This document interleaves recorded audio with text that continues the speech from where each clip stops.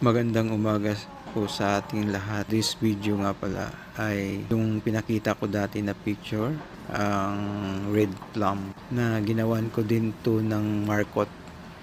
Akala ko nung una mamatay na tong puno na to kasi talagang dry na dry siya. Pero nung minarkot ko ngayon ay gumanda at dumadami na yung bagong sanga. At yung nagawa kong markot pala dito ay 17 pieces sa isang punong to. At sana mapadami to. By the end of this month, pinapakat ko na sa kanila yung mga markot na to.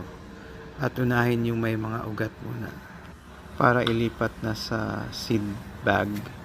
Tapos doon muna palakihin ng ilang buwan at saka namin ilipat kung saan namin itatanim, sa bukid siguro kasi hindi na kasya dito sa may tabi ng bahay kasi puno na ng mga tanim.